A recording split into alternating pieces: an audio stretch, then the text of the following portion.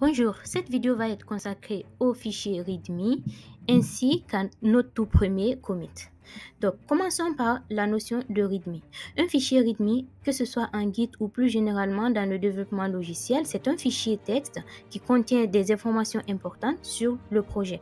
Il est souvent utilisé pour expliquer l'objectif du projet, comment l'installer et l'utiliser, ainsi que pour fournir des instructions et des notes supplémentaires au projet.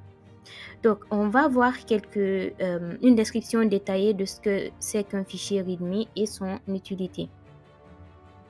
Dans un fichier README, on peut mettre le titre de projet. Le titre du projet va reprendre le nom du projet ou du dépôt. On peut ajouter la description du projet. Ça peut être une brève description de ce que fait le projet, de ses objectifs et de ses fonctionnalités principales. On peut aussi ajouter des instructions sur la manière d'installer le projet. Cela peut inclure par exemple des prérequis, des commandes à exécuter. Alors, passons maintenant au format du README. Le fichier README est généralement nommé readme.md pour Markdown, utilisant du coup la syntaxe Markdown. Parfois aussi, on a des README en TXT ou en texte brut. Donc, honnêtement, moi je préfère le Markdown parce qu'en fait, il permet de formater le test de manière lisible avec des titres, des listes, des liens, du code en ligne, etc. Maintenant, on va voir comment créer notre premier README en utilisant du VS Code.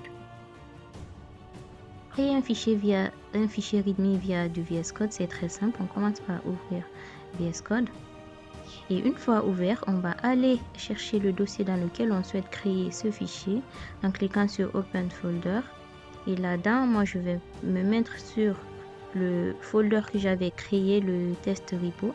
Donc, il faut maintenant le retrouver. Donc, c'est sur mon disque C, dans utilisateur, c'est Bimo. Et il est juste quelque part ici. Donc, c'est dans ce folder que je souhaite créer mon fichier README.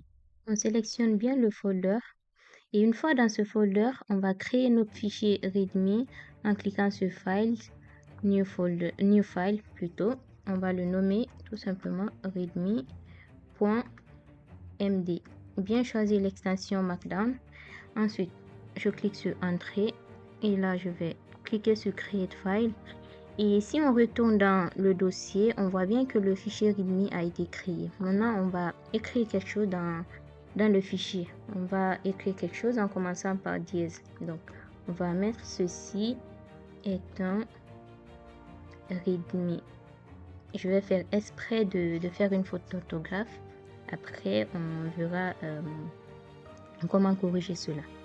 Donc là, j'ai créé un petit contenu du fichier README. Une fois cela fait, on va enregistrer tout ça en cliquant sur CTRL-S. Donc, c'est bon. Une fois le fichier README créé, on va aller voir comment tout cela s'est matérialisé dans Git. Pour ça, on va ouvrir Git à ce niveau. Donc, dans Git, ici, je vais agrandir. Donc, dans Git, on va faire Git status. Voilà. Git status nous renvoie un message. Donc, ça nous renvoie ici beaucoup d'informations qui sont quand même utiles.